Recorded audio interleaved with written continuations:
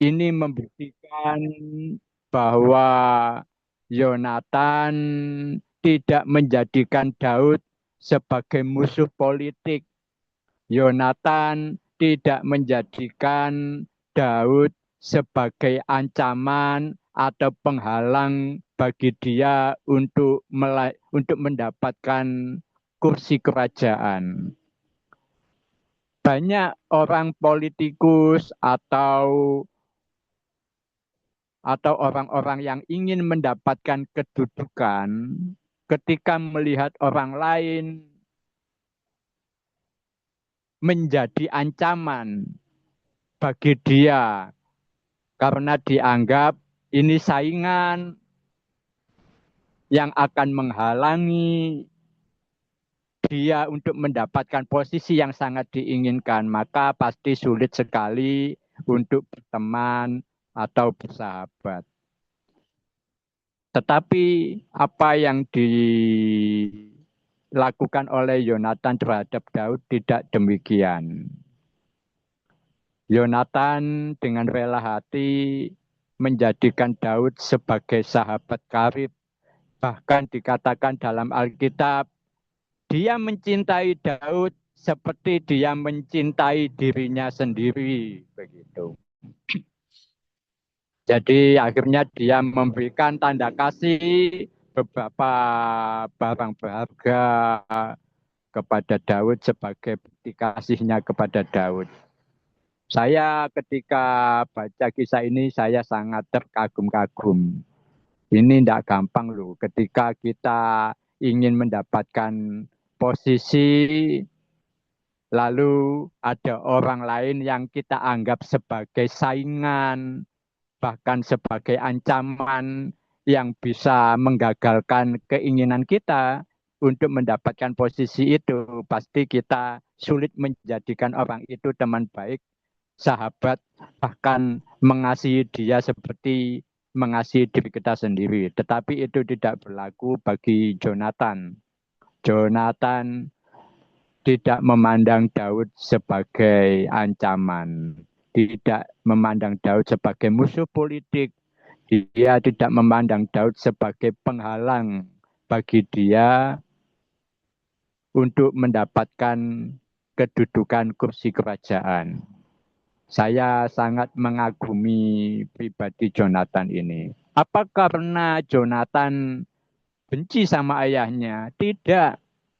Kita semua tahu pada akhirnya Saul mati di medan perang dan di situ juga ada Jonathan. Jadi Jonathan bukan benci sama ayahnya. Di masa peperangan terjadi kekalahan. Saul mati, Jonathan dan beberapa saudaranya juga mati. Ini membuktikan bahwa Jonathan bukan benci sama ayahnya. Dia masih memiliki loyalitas terhadap ayah maupun raja yang saat itu sedang memimpin Israel dalam peperangan. Jadi bukan karena cinta sama Daud, benci sama ayah. Bukan.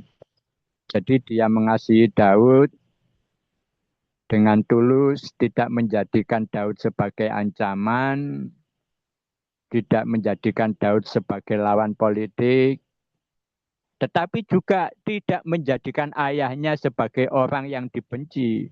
Dia tetap tunduk, taat, loyal terhadap pemimpin tertinggi bangsa Israel pada waktu itu, yaitu ayahnya si Saul. Buktinya ketika Saul perang, Yonatan tidak menyembunyikan diri, tetapi dia juga mendukung peperangan yang dipimpin oleh ayahnya.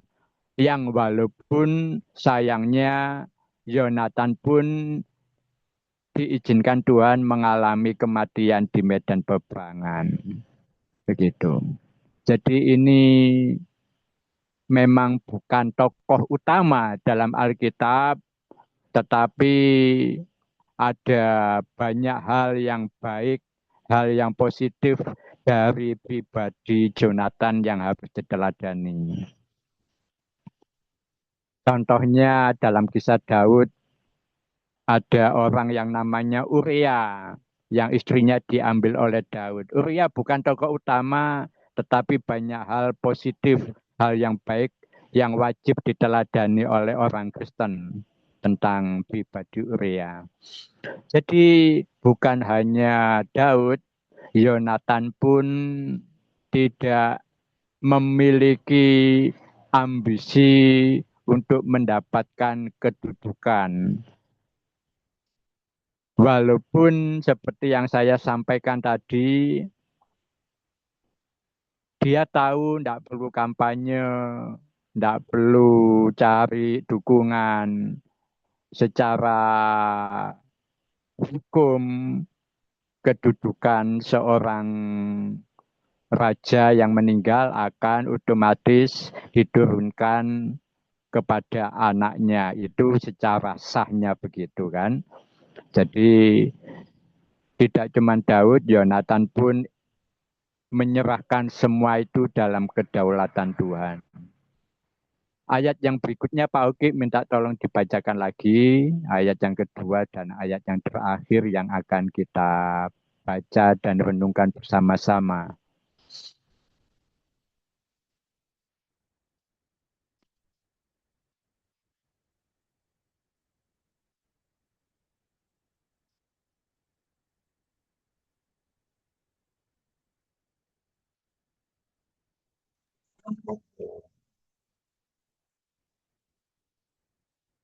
Oke, sebentar. Firman Tuhan saya bacakan dari Mazmur pasal 75 ayat 6 sampai 7. Sebab bukan dari timur atau dari barat dan bukan dari padang gurun datangnya peninggian itu. Tetapi Allah adalah hakim, direndahkannya yang satu dan ditinggikannya yang lain. Ya, terima kasih. Jadi kita harus belajar mengamini firman ini. Peninggian bukan datangnya daripada timur, barat, atau yang lain. Walaupun orang diizinkan Tuhan untuk berusaha mati-matian untuk mencapainya. Dia bisa kampanye, dia bisa menggerakkan massa, mencari dukungan, bahkan suap sana, suap sini untuk mendapatkan dukungan. Dia bisa bagi-bagi sembako untuk mendapatkan dukungan. Tapi alangkah indahnya jika kedudukan itu kita dapatkan dari Tuhan sendiri. Maka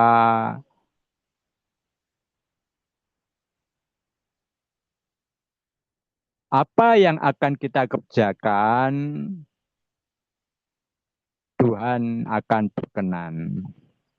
Karena kita memulainya dari rencana Tuhan sendiri. Jadi sekali lagi, bukan berarti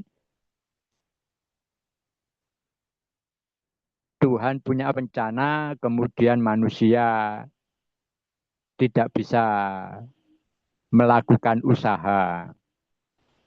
Banyak di dunia ini kedudukan-kedudukan yang didapatkan dari usaha manusia, bukan datangnya dari Tuhan. Itu yang kita lihat paling jelas dalam politik begitu ya. Jadi di dalam organisasi atau sinode rohani gereja, walaupun Tuhan menyiapkan sebuah kedudukan, tapi kenyataannya di sinode pun, di organisasi-organisasi Kristen pun, saya masih menjumpai orang berusaha dengan keras untuk mendapatkan kedudukan, untuk mendapatkan peninggian, istilah yang dipakai dalam Alkitab tadi. Bisa berhasil, bisa. Tuhan membiarkan, bukan Tuhan mengizinkan. Tuhan membiarkan itu terjadi. Begitu. Jadi kalau saya lebih suka dengan apa yang disediakan oleh Tuhan. Sedikit cerita, riwayat saya jadi ketua MD. Saya jadi pendeta GKKI itu bukan keinginan saya. Saya bekerja di sebuah lembaga misi. Kebetulan bosnya itu kenal sama ketua umum pada waktu itu. Nah, lembaga misi ini membutuhkan pendeta. Maka saya yang diajukan untuk menjadi pendeta di dalam naungan GKKI. Begitu. Kenapa kok saya yang diajukan jadi pendeta GKKI? Karena bos saya seorang pendeta GBI. Jadi dia tidak mau melepaskan GBI, jadi saya yang dikondisikan untuk menjadi pendeta GKKI untuk urusan lembaga misi itu. Jadi lagi-lagi saya itu tidak punya bakat, tidak punya keinginan jadi pendeta. Sebelumnya saya ini juga mantan pendeta GBI. Saya ini masih punya kartu pejabat pendeta GBI, tapi mantan ya.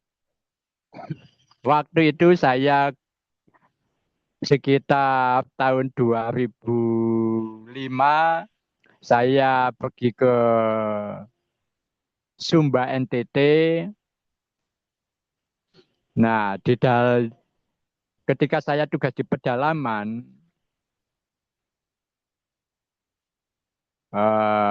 saya dicegat sama polisi. Kamu dari mana? Kamu bukan kelihatan orang pribumi sini. Saya orang Jawa, Pak. Begitu. Ngapain di sini? Oh, saya pelayanan. Kamu pendeta. Wah, saya bingung ini. Kalau jawab pendeta, kenyataannya bukan. Kalau bukan pendeta, tidak boleh pelayanan. Itu di daerah primitif itu begitu. Boleh pelayanan, mimpin jemaat, mimpin ibadah itu kalau pendeta begitu. Nah, ketika 1 bulan di pedalaman, saya pulang, baru saya diajukan menjadi pendeta GBI. Saya PDP pendeta GBI salah satu gereja. Nah, 2 tahun kemudian saya tinggalkan Surabaya, pindah di Prigen. Tanpa sepengetahuan saya, kependetaan saya dimutasi karena wilayah Surabaya sama wilayah Jawa Timur itu berbeda. Jadi tanpa sepengetahuan saya itu dimutasi di wilayah Jawa Timur. Dan saya sama sekali tidak tahu. Jadi nama saya di GBI Surabaya sudah dicoret, tapi nama saya di GBI Jawa Timur belum dimasukkan. Gitu. Beberapa orang protes, tapi saya tenang aja. Memang sejak awal saya tidak tertarik dengan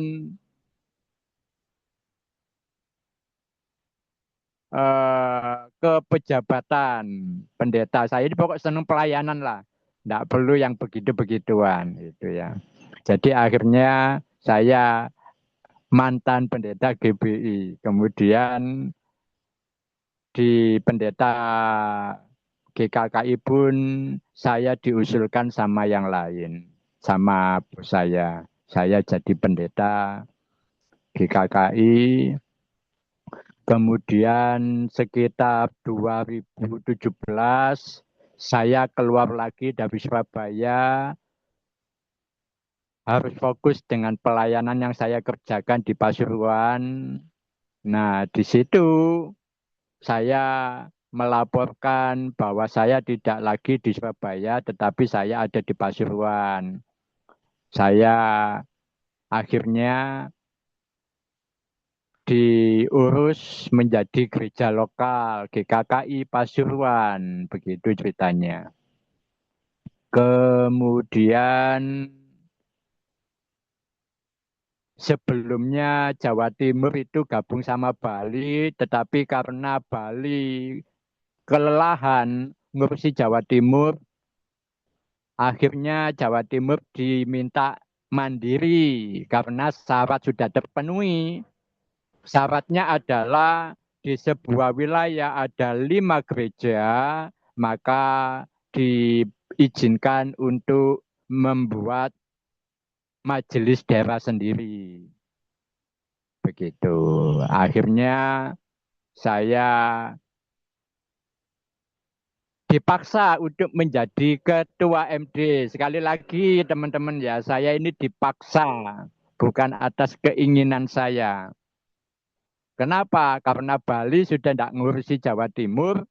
Jawa Timur tidak ada yang mau jadi pengurus. Repot, begitu. Kemudian tanpa sepengetahuan saya, maksud dan tujuan saya disuruh ke Jakarta. Saya cuma belajar taat aja lah. Ngapain di Jakarta Pak? Sudah nurut aja lah Pak Imam. Begitu. Saya ke Jakarta. Ternyata di Jakarta saya diusulkan jadi ketua wilayah Jawa Timur. Saya tanya, kenapa yang lain? Yang lain kan ada, yang lain tidak mau. Saya lihat Pak Imam ini yang muda dan mau peduli sama GKKI, jadi Pak Imam lah yang kami usulkan jadi ketua MD. Ya udahlah, namanya kita ini harus tunduk sama organisasi, saya ikuti aja kemauan mereka. Tapi sayangnya tidak dapat dukungan dari beberapa orang. Yang mendukung saya cuman almarhum Pak Johan GKKI Malang, Bapak Gembalanya Pak Bontar. Cuman beliau yang mendukung saya. Di pertemuan berikutnya, saya bingung karena semua ketua MD melaporkan kegiatan MD yang dipimpin. Saya nggak ada laporan karena saya kan nggak punya anggota. Yang lain nggak mendukung kok.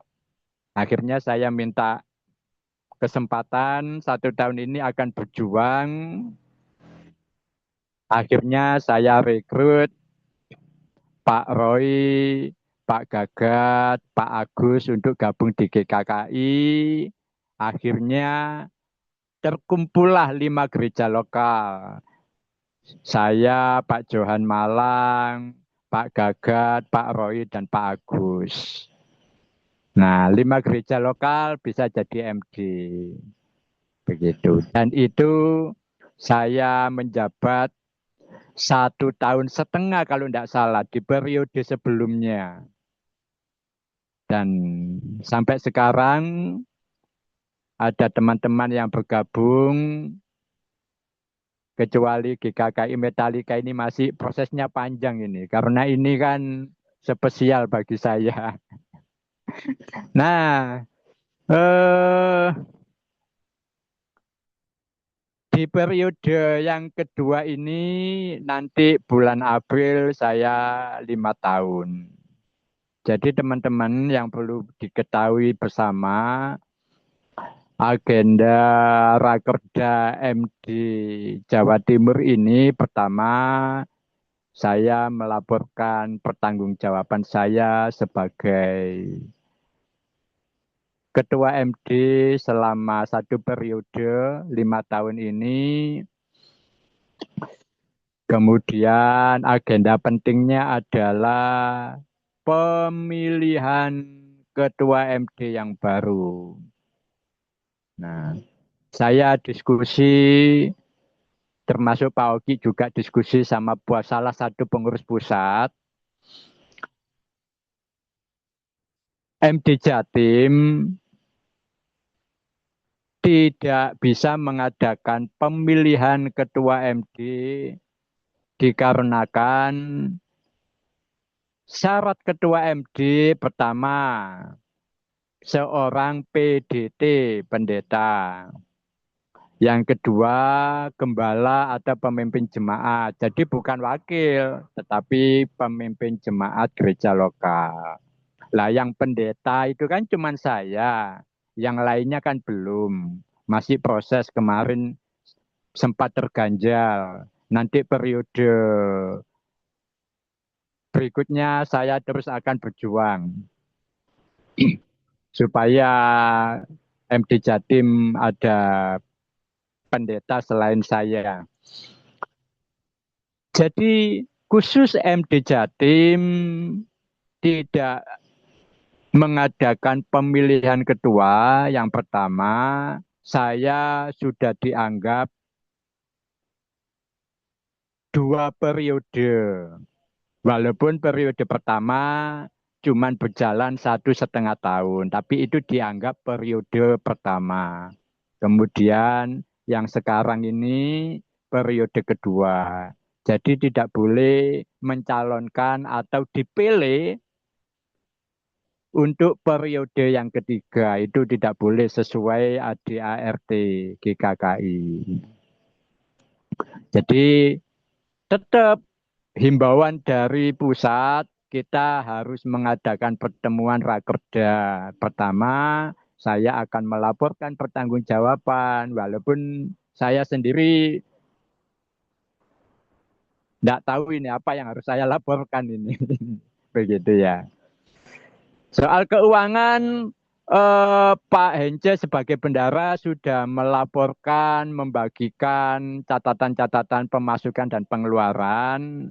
Nanti kalau ada yang ditanyakan, boleh tanya ke saya atau tanya ke Pak Hence. Kalau mungkin ada yang dianggap eh, kurang tepat atau apa begitu. Jadi saya bersyukur sama Tuhan dikasih kesempatan banyak belajar menjadi pemimpin. Saya dikasih kesempatan belajar berjuang dalam sebuah organisasi. Saya berterima kasih kepada teman-teman menjadi tim yang kompak, yang solid. Saya ucapkan terima kasih. Uh, jadi rakerda ini tidak panjang. Kalau Pak Bontar tadi izin Pak, jam 8:30 kami ada urusan keluar. Tenang aja Pak, sebelum 8:30 kita sudah selesai. Gitu ya. Eh, jadi dari renungan itu teman-teman semua kita perlu belajar bahwa Daud dan Jonathan ini bukan menolak kedudukan, tetapi dia tidak ingin mati-matian mengejar sebuah kedudukan.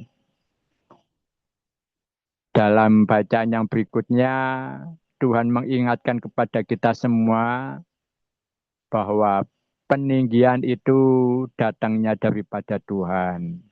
Tuhan bisa merendahkan, Tuhan bisa meninggikan seseorang. Kalau kita ingin ditinggikan Tuhan, pakai caranya Tuhan. Yusuf tidak pakai cara dunia untuk mendapatkan posisi terakhir yang dia dapat. Semua kalau Tuhan yang memberikan posisi itu pasti indah. Walaupun tantangan pasti muncul.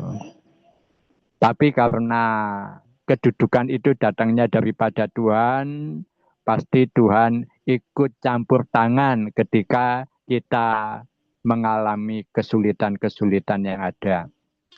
Jadi selama 5 tahun saya memimpin GKKI MD Jatim, pasti banyak kekurangan. Saya minta maaf kepada teman-teman. Terus tidak banyak program yang bisa saya buat untuk kebersamaan kita. Kemarin retreat pun terhalang juga, tapi semoga nanti retreat kita yang bulan Mei ke depan semua bisa ikut, kita sukseskan, kita dukung Pak Liu sebagai panitia. Jadi yang berikutnya apa lagi nih? Eh, eh, eh, eh, saya persilakan kepada teman-teman untuk memberikan tanggapan dari apa yang saya sampaikan. Silakan memberikan kritikan, saran, juga harapan-harapan untuk GKKI periode berikutnya. Supaya kita ini lebih baik daripada sebelumnya. Jadi nanti bulan April saya mengikuti sidang sinode, saya akan melaporkan kegiatan Rakerda ini. Kami MD Jatim sudah melaksanakan Rakerda dan hasilnya ya saya sampaikan apa adanya. Jadi nanti siapakah yang memimpin MD Jatim untuk sementara waktu karena belum ada ketua MD yang terpilih, itu semua ada di tangan pengurus pusat yang terpilih nanti.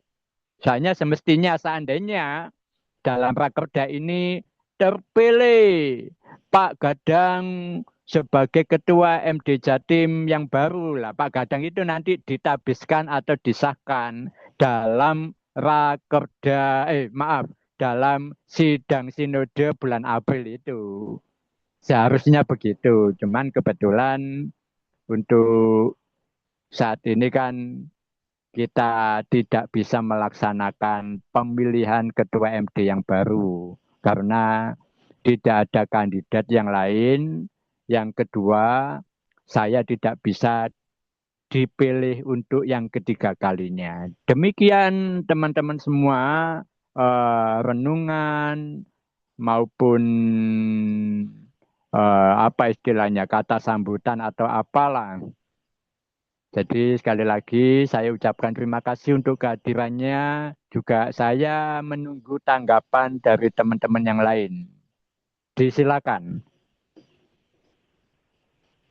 Eh, Pak Ketua, saya eh, mau berikan sedikit usulan ya. Eh, Tahun ini kan kita menghadapi sidang sinode ya. Nah, yang apa sesuai dengan pengalaman saya dulu di organisasi yang lama, itu biasanya eh, kita berunding kira-kira siapa yang akan dipilih sebagai ketua. Karena itu juga apa namanya? Karena begini, kalau di organisasi lain itu gereja lokal itu punya punya suara sebenarnya. Nah, tapi karena di GKKI memang nggak ada. Nah, jadi minimal kita di MD ini kita memberikan usulan kira-kira siapa yang Pak Imam akan bawa ke sana untuk dipilih sesuai dengan apa yang kita pandang, eh, bukan baik atau buruk, bukan apa yang kita pandang sesuai dengan visi dan misi kita. Nah, itu juga penting karena eh, kalau kita nggak tahu apa-apa dan kita nggak punya eh, usulan atau apa masalah ketua ini, itu juga mempengaruhi ke depan. Nah, jadi melalui Rakerda ini minimal kita bisa kasih usulan kira-kira siapa yang akan Pak Imam bawa ke sana untuk dipilih. Nah, itu penting eh, untuk kita ya, karena ibarat kita ini nggak memilih kucing dalam karung.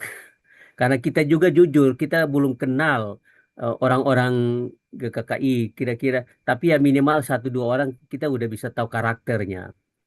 Nah, jadi itu juga penting di Rakerda ini kita bahas hal-hal seperti itu. terutama untuk sidang sinode ini, kira-kira kita sepakat untuk siapa yang akan dipilih. Nah, itu juga penting bagi saya ya secara pribadi, karena itu menentukan langkah kita ke depan. Langkah kita ke depan secara organisasi ya kita hadapi sekarang kan seperti itu. Nah, pemimpin itu mempengaruhi sistem yang ada di dalam organisasi. Jadi kalau kita salah memilih pemimpin pun itu akan mempengaruhi sistem kita, sistem organisasi, perjalanan organisasi. Contoh, misalnya syarat-syarat yang macam-macam itu kan tergantung pemimpin. Nah, jadi minimal kita di Rakerda ini kita mendiskusikan hal itu juga demi masa depan organisasi khususnya kita di Jawa Timur. Nah, itu usulan saya yang pertama. Terus yang kedua, untuk kita yang ada di Jawa Timur, eh, gereja-gereja lokal ya maksudnya, sebenarnya saya secara pribadi itu mungkin pingin sekali kita nih saya ngundang Pak Amir, Pak Hence, Timothy untuk bawa khotbah di tempat saya. Nah, tapi dari tempat ini saya mau beritahu ya secara keseluruhan. Kenapa eh, saya memang agak berpikir seperti itu apa kok Paleo ini nggak undang nggak apa karena begini ya teman-teman hamba Tuhan karena yang dalam pikiran saya semoga semoga itu tidak ada karena saya berpikir jujur aduh saya belum mampu berikan PK. Itu jujur saya ngomong ke sini jadi ini juga gini ini juga apa demi kita bersatu, kesatuan ini. Jadi eh, mudah-mudahan dari pertemuan ini kita sepakat ada PK atau enggak supaya kita bisa. Nggak, ini jujur dari hati ke hati. Nah, jadi itu lebih baik di antara kita ya supaya kita nih jujur terbuka. Nah, jujur terbuka karena di tempat kami ini juga ya aduh, jangankan ini ya, tempat kami bayar, bukan gratis. Itu pun eh, ya saya pakai berkat pribadi saya. Jadi ibaratnya dari jemaat itu, waduh, ya nggak bisa lah. Ibaratnya. Jadi itu yang saya pikirkan. Jadi dari tempat ini, dari hati saya yang paling dalam itu saya ingin undang Pak Amir, Pak Hence dan semua yang ada di tempat ini supaya kita gantian di tempat saya. Tapi dari tempat ini juga kita ngomong dari hati ke hati.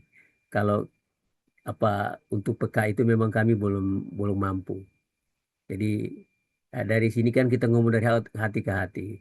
Nah kalau kalau mulai dari saya ya, kalau Bapak Ibu ngundang saya nggak usah siapin PK, nggak usah. Ini jujur, nggak usah pikirkan itu. Karena saya sudah melakukan ini bukan hanya di itu, tapi di banyak teman-teman saya yang hamba Tuhan yang baru buka-buka kayak di Gresik, Sidoarjo, apa itu saya pengabdian semua itu. Jujur saya, jadi saya nggak itu. Jadi apalagi dengan keluarga kita yang sekarang ini, ya kita ngomong. Jadi kalau kalau suruh saya ke sana nggak usah siapin PK. Nanti Pak malah siapin nanti saya marahi. Jadi maksudnya nggak usah dipikirkan. Saya nggak tahu dari hati ke hati. Mungkin teman-teman yang lain gimana. Nah itu mungkin masukan dari saya Pak. Iya, Pak, sama-sama Pak Losdol Pak, kono PKPK Pak. Jadi gak usah dipikir Pak, makanya saya kan juga undang Pak Oki, Pak Rizky, Pak Imam pertama kali, Pak Leo juga ke saya, Pak Amir, nah, nanti Pak Gadan sama Pak Bontar sama Pak Timothy kalau bersedia atau Fermina silakan. Tapi selama ini memang saya nggak ada PK. Jadi jangan segan-segan Pak, kita sama-sama Pak. Yang penting melayani aja Pak, gitu. Jadi nggak usah dipikir Pak, kita ini juga sama kok Pak, gitu. Nggak usah dipikir. Nggak, Ya saya kalau ngomong ngundang gini saya karena kita juga, keluarga, keluarga. Itu. ya keluarga betul. Sama kalau ngundang saya nggak usah PK-PK, ya cukup disediakan Alphard Iya. satu lah untuk jemput gitu ya, transportasi. Tapi kalau kopi sama kue pasti ada lah. Pasti ada. Iya, nggak usah Yang dipikir penting Pak, anu Pak, gitu-gitu. yang penting jadwalnya sudah ditentukan jauh-jauh hari. Heeh. Lost doll Pak, ganti PKP-kan. Iya. Nah, gini kan enak. Maksudnya kita terbuka gini kan Iya, enak. Gitu. iya Pak. Iya. Kalau saya memang tidak biasa terima amplop. Karena kan orang-orang itu sudah tahu nomor rekening saya. Nggak, ini saya ngomong khusus kita keluarga GKKI ya. Kalau di luar saya enggak ini lah. Ya, kalau dari GKK Gideon selama ini ya Pak, ya, kalau kita ngundang orang baru yang belum pernah kita undang, di WA pertama kita sampaikan tidak ada sembahan. Ya, pokoknya selama waktunya cocok, beliaunya bersedia ya tidak ada masalah. Nah, selama ini kan kami ngundang Pak Leo yang waktunya nggak cocok. Gitu. Iya, nggak cocok, betul. Bukan masalah beda. Berbenturan. Ya, dan sementara Apa kalau gini aja, kami tak dibalik ke usulkan. Pak Leo, kami bisa. Gini aja Pak Leo. Kapan kalau Pak Leo diundang khotbah di Pak Rizky, nanti saya yang menggantikan di tempatnya Pak Leo, kan ada yang main keyboard kan? Nggak ada, Pak. Saya yang Loh, saya, main. nah saya kan Oh, iya, gitu. iya, iya. Jadi Boleh, boleh. Bisa ini itu. kan demi Iya, kebersamaan, betul. demi kebersamaan. Nanti kalau pas Pak Leo diundang di Gideon, Pak Leo kan kesulitannya siapa yang main keyboard. Nah Iya. saya aja tak salah, saya tak main keyboard nanti di sana. Boleh, boleh, Pak. Sekalian Iya khotbah, kan? Pak. Iya kan? Nah, iya, jadi ini kan demi kebersamaan kita. Iya. Gitu. Oke. Pokok kalau tukar mimbar saya tidak setuju. Karena mimbar saya itu lebih bagus pakai dari marmer. Masa Abot Pak, tukar mimbar. Mimbar ditukar-tukar abot Pak. mimbarnya Pak Amir Stanley. Bawain. Mimbar Enak, saya Pak. dari marmer ya. Enak, Pak Hence lah, nggak ada mimbar. Iya. Ya nanti itu ya jauh-jauh sudah itu ya semua nanti tak jadwal ya di tempat saya. Dan seperti dulu mulai Semel berdiri nggak ada PK lo ya. Iya. Iya ya. Oke, saya menanggapi komentar dari Pak Leo. Iya. Kan tetap harus ada pemimpin MD Iya. Jatim ini. Begini, menurut info dari salah satu pengurus pusat, untuk sementara, tapi statusnya bukan ketua MD. Istilahnya apalah? Loh, kenapa kok Pak Imam? Karena syaratnya harus PDT. Tapi bukan ketua MD. Nah, apa bedanya? Bedanya begini. PLT ya Pak ya. PLI ya kalau tidak salah. Bedanya begini. Kalau dalam 5 tahun ke depan ada yang layak jadi ketua MD, secara otomatis saya diganti oleh ketua MD yang terpilih. Seandainya dalam berikutnya teman-teman tak ajukan jadi PDM. 1 tahun berikutnya teman-teman tak ajukan jadi PDT. Nah, semua kan punya hak untuk dipilih jadi ketua MD. Ternyata yang terpilih jadi ketua MD. Otomatis saya harus digantikan sama ketua MD, bukan PLT atau apalah. Jadi saya ini cuman istilahnya apa ya? Kalau koordinator, saya ini lemah dalam soal organisasi. Bukan koordinator, apa ya? Pengawas atau apalah gitu. Sebagai penanggung jawab MD Jatim. Seperti contoh di Sumatera Utara, di Sumbagut, mereka kan lagi ada konflik ini. Jadi ketua MD-nya diberhentikan. Ketua MD diberhentikan, akhirnya mereka nggak punya ketua MD. Akhirnya wakil ketua umum yang memimpin Sumbagut untuk sementara selama mereka nggak punya ketua MD. Kemudian mereka rakerda terpilih ketua MD yang baru. Nah, otomatis PLT ini sudah tidak dipakai lagi posisinya. Gitu. Jadi sudah ada gambaran kemarin disampaikan ke Pak Ogi oleh salah satu pengurus pusat. Tetap saya yang memimpin, tapi statusnya bukan seperti ketua MD. Hanya sebatas apa ya? Ya karena saya PDT itu semacam penatua atau apalah begitu. Itu Pak. Loh kenapa Pak Imam? Ya karena nggak ada PDT yang lain. Seandainya selain saya ada PDT, mungkin Pak Bontar PDT ya, bisa jadi yang pokok yang PDT itu yang jadi PLT atau apa gitu. Jadi untuk periode berikutnya kemungkinan saya tetap memimpin tapi istilahnya bukan ketua MD. Tapi itu pun atas persetujuan pengurus pusat. Itu nanti digodok, Pak. Digodok ya apa? Karena kan kita ini tanggung jawabnya pusat. Kalau kita ada masalah, ada konflik, itu pusat itu yang punya tanggung jawab menyelesaikan. Begitu.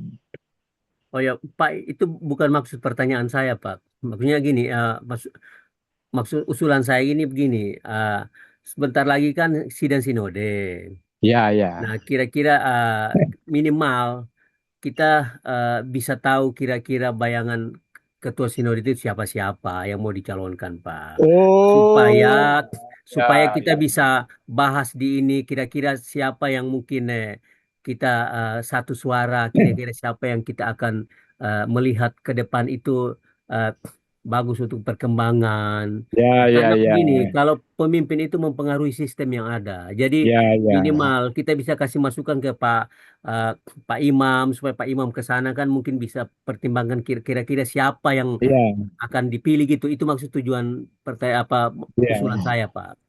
Bukan masalah Ya. MD. Hmm.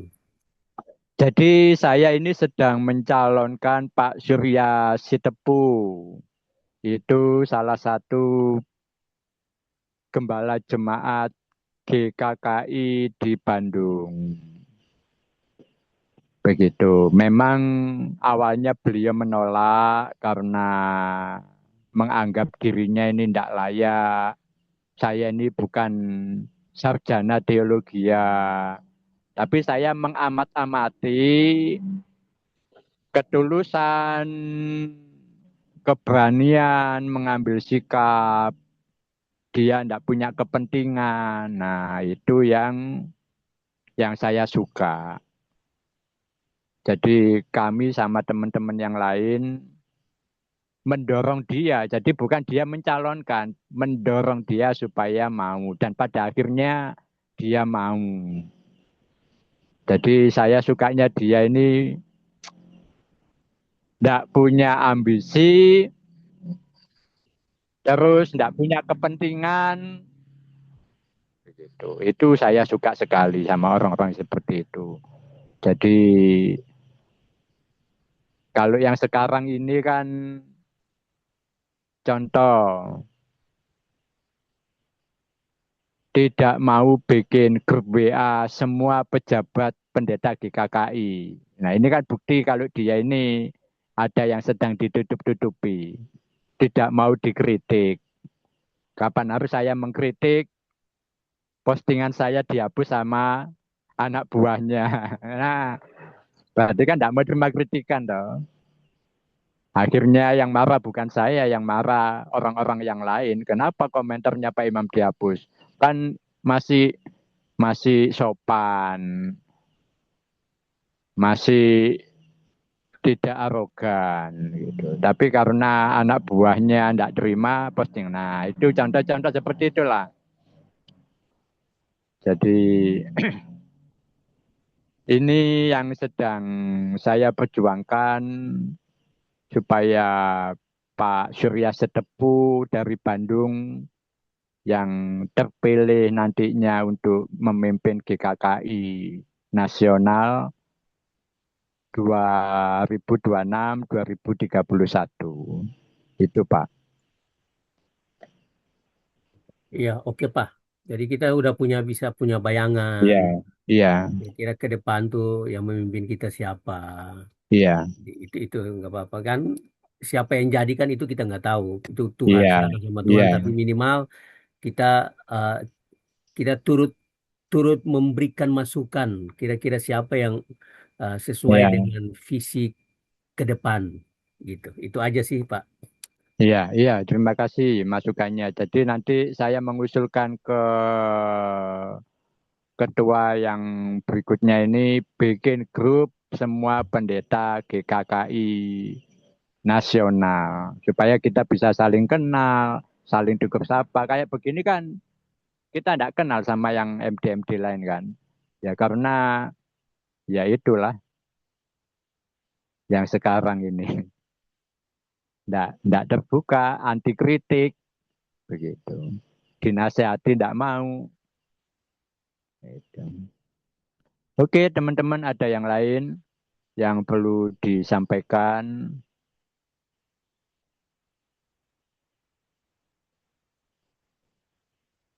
Sudah setengah 9, Pak. Gimana? Lanjut atau Pak Bontar keluar atau gimana? Eh, Kayaknya sudah nggak ada yang dibahas lagi ya. Ya, Jadi tinggal Pak Oki minta tolong dibuatkan notulen pertemuan kita, apa yang kita bicarakan, laporan keuangan, bisa dipelajari keluar masuknya kas MD. Terima kasih untuk dukungan teman-teman. Begitu. Eh, Kemudian kalau ada yang ditanyakan tentang keuangan, tentang apa, bisa dilanjutkan. Kita kayaknya cukup pertemuan kita. ya,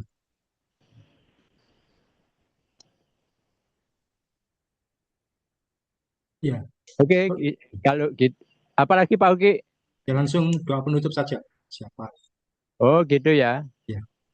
Oke, silakan Pak Uki yang tunjuk siapa yang akan menutup doa pertemuan kita. Oke, puji Tuhan. Terima kasih untuk teman-teman sepelayanan. Kita sudah menyelesaikan Rakerda MD Jatim pada malam hari ini.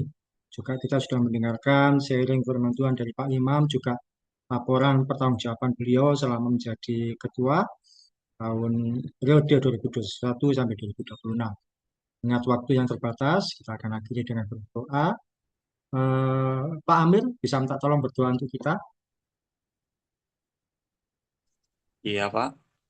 Berdoa penutup untuk Oke, kita malam satu hari dan ini. dua. Oke. Terima kasih Bapak, berkatmu luar biasa buat kami semuanya. Kami dapat berkumpul untuk Rakerda Jatim ini. Biarlah setiap program rencana ke depan Tuhan akan tetap sertai. Dan juga kami percaya Roh Kudus akan menolong kami semuanya. MD Jatim tetap rukun, tetap solid, tetap saling mendukung, bekerja sama dengan baik. Berkati kami semuanya, para hamba Tuhan tempat ini. Kami tetap bersatu hati di dalam kemuliaan Tuhan.